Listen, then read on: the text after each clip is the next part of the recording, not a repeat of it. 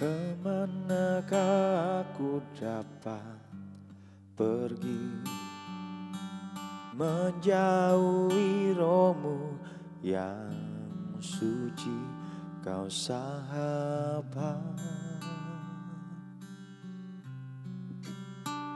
dan kau dekat.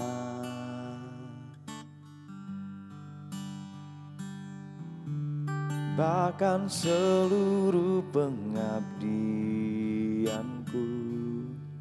tak bisa membalas kesetiaanmu, sungguh mulia dan berharga. Sungguh besar pengorbananmu bagiku, terlalu dalam untuk dimengerti. Sungguh besar,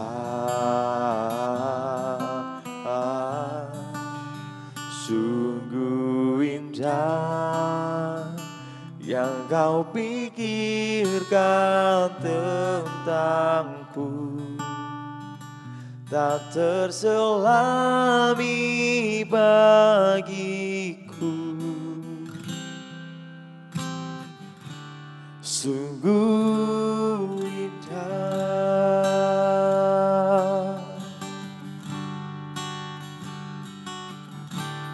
Kemanakah aku dapat pergi menjauhi rohmu yang suci, kau sahabat dan kau dekat. Oh, bahkan seluruh pengabdianku tak bisa membalas kesetiaanmu, sungguh mulia dan berharga. Sungguh besar pengorbananmu bagiku, terlalu dalam untuk dimengerti. Sungguh besar, sungguh indah yang kau pikirkan tentangku, tak terselami bagiku. Oh, sungguh indah,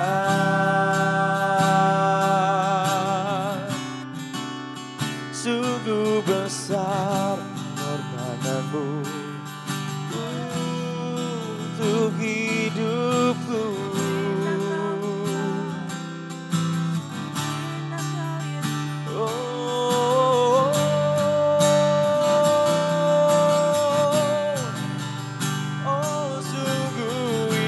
Kau Tuhan, oh sungguh terlalu baik kau di hidupku.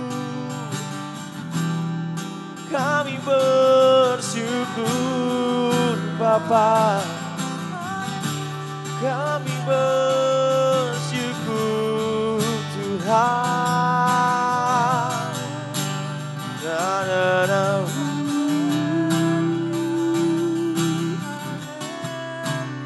Kami bersyukur selalu, sebab Kau Allahku, oh Allahku yang selalu baik. Ku naikkan syukur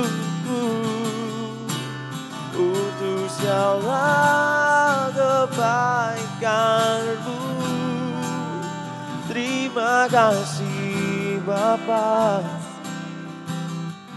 Oh, terima kasih Tuhan. Terima kasih Yesus. Ku bersyukur kepadamu. Haleluya. Kami bersyukur. Kami mau katakan Tuhan, sungguh besar pengorbananmu bagiku, terlalu dalam untuk dimengerti, sungguh besar,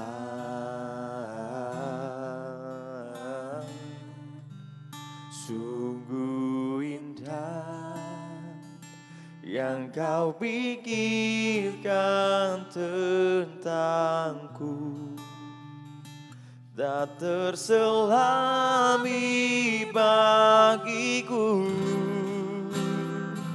Oh, sungguh indah,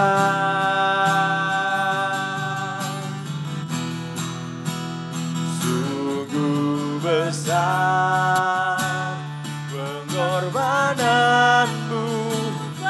Oh, pengorbananmu Tuhan.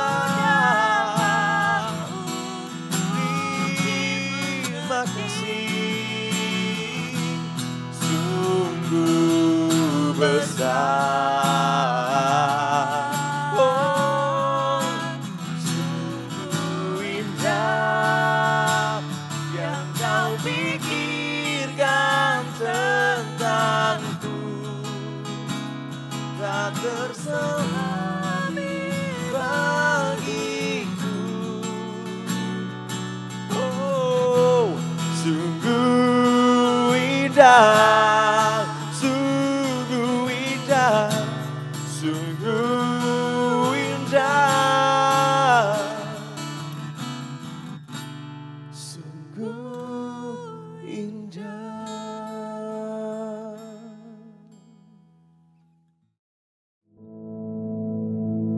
Our Father, which art in heaven, hallowed be thy name.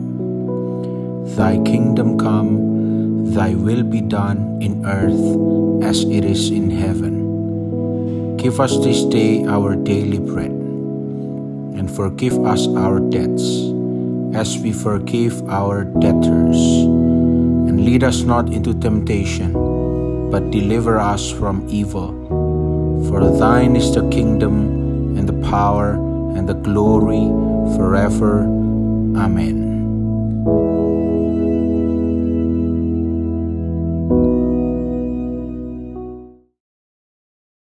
Puji Tuhan, saudara-saudaraku yang kekasih. Pada kesempatan ini kita akan merenungkan firman Tuhan. Untuk itu kita berdoa dulu ya saudara-saudara, supaya Roh Kudus berkenan memberikan penerangan bagi kita semua ya. Bapa yang di surga,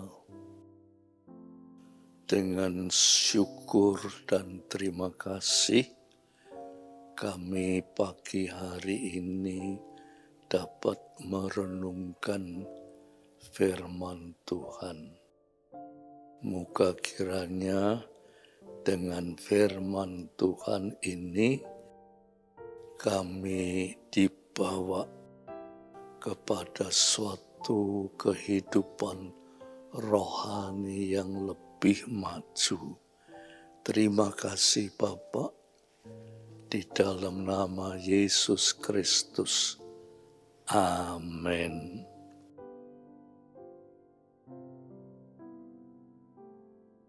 Pada kesempatan ini, saudara-saudara, saya ingin bersama-sama saudara membuka di dalam Kisah Para Rasul.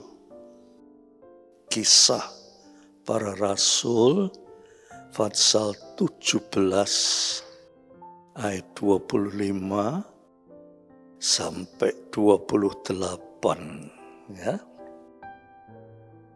Kisah Para Rasul itu sebelahnya Yohanes. Sebelahnya Injil Yohanes ya. Pasal 17 ayat 24 ya sampai 28 ya. Saya bacakan ayat 24 dan seterusnya. Allah yang telah menjadikan bumi dan segala isinya, Ia yaitu Allah yang adalah Tuhan atas langit dan bumi, tidak diam dalam kuil-kuil buatan tangan manusia, dan juga tidak dilayani oleh tangan manusia, seolah-olah Ia kekurangan apa-apa. Karena Dialah yang memberikan hidup dan nafas dan segala sesuatu kepada semua orang. Dari satu orang, Ia telah menjadikan semua bangsa dan umat manusia untuk mendiami seluruh muka bumi.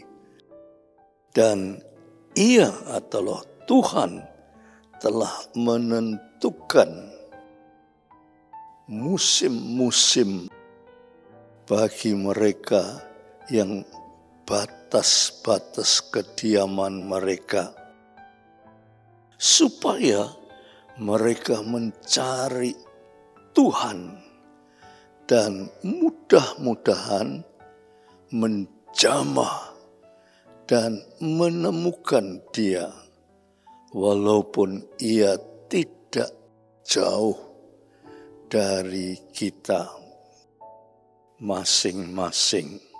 Ayat 28, sebab di dalam Dia, yaitu di dalam Allah, kita hidup, kita bergerak, kita ada, seperti yang telah juga dikatakan oleh pujangga-pujanggamu. Saudara-saudara yang kekasih, ayat ini menceritakan siapa sebetulnya Tuhan yang kita sembah. Tuhan yang kita sembah adalah Tuhan yang di dalam ayat 24 tadi dikatakan, Allah yang telah menjadikan bumi dan segala isinya. Allah adalah Tuhan atas langit dan bumi, tidak diam di dalam kuil-kuil buatan tangan manusia. Kesatu, Tuhan itu tidak berdiam di dalam tempat yang dibuat oleh manusia. Ya. Sebab Tuhan kita itu yang menciptakan langit dan bumi. Itu luar biasa. Dia dikatakan berdiam di kerajaan sorga. Dan juga dia berdiam di hati manusia yang percaya akan dia. Jadi kalau manusia menyediakan tempat, seolah-olah tempat itu tempatnya Tuhan, itu Tuhan tidak ada di situ. Maka itu ayat yang ke-25 ya saudara dikatakan, dan juga tidak dilayani oleh tangan manusia, seolah-olah ia kekurangan apa-apa, karena dialah yang memberikan hidup dan nafas dan segala sesuatu kepada semua orang. Dikatakan di sini dia tidak dilayani oleh tangan manusia, seolah-olah ia kekurangan apa-apa. Kalau manusia yang saudara, yaitu dilayani oleh manusia itu betul. Tapi Allah itu tidak perlu dilayani dengan pengertian seolah-olah Allah itu kurang makan, kurang ini, kurang itu, harus dilayani oleh manusia. Tidak. Allah itu tidak perlu dilayani oleh manusia karena Allah yang memberikan hidup dan nafas dan segala sesuatu kepada semua orang. Sebab sing memberi hidup manusia itu Allah. Jadi dia tidak kekurangan apa-apa. Dia tidak perlu dilayani oleh manusia. Ya. Terus ayat yang ke-26. Dari situ orang saja ia telah menjadikan semua bangsa dan umat manusia untuk mendiami seluruh muka bumi ini, dan Tuhan telah menentukan musim-musim bagi mereka dan batas-batas kediaman mereka. Itu Tuhan yang menentukan ya. Ayat 27 ini dan 28 ini merupakan yang perlu kita perhatikan, yaitu supaya mereka itu mencari Dia, ya, supaya mereka itu mencari Dia dan mudah-mudahan menjamah dan menemukan Tuhan, walaupun ia tidak jauh dari kita masing-masing. Maksudnya itu begini, saudara. Supaya manusia itu mencari Tuhan. Ya. Dan mudah-mudahan bisa menjamah Dia. Walaupun Dia itu sebetulnya tidak jauh dari kita. Ini penting, saudara. Ya. Kesatu tadi dikatakan, Tuhan itu bukan Tuhan yang diam di dalam satu tempat. Ya. Sehingga orang yang mau ketemu Tuhan ya di tempat itu, tidak. Tuhan itu berada, seluruh jagat raya itu ada Tuhan. Itu yang pikiran manusia tidak bisa memikirkan. Ya. Pikiran manusia tidak bisa sampai ke sana bahwa Tuhan itu diam di seluruh jagat raya ini. Artinya Tuhan itu ada di mana-mana ada Tuhan. Bukan Tuhan itu banyak, Tuhan itu esa, satu. Tetapi keajaiban yang tidak bisa dipikirkan oleh manusia, dia ada di seluruh jagat raya itu ada. Itu luar biasa. Dan dia tidak perlu dilayani. Dia itu maha kuasa, tidak perlu dilayani. Nah, pengertian ini supaya manusia itu bukan umpamanya kita ke gereja itu bukan melayani Tuhan. Kita ke gereja itu dianjurkan mencari Dia. Ya. Mencari Dia. Dan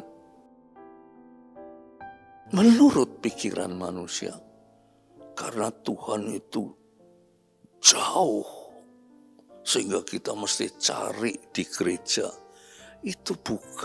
Gereja itu bukan tempatnya mencari Tuhan. Tetapi saudara, Dia itu terlalu dekat.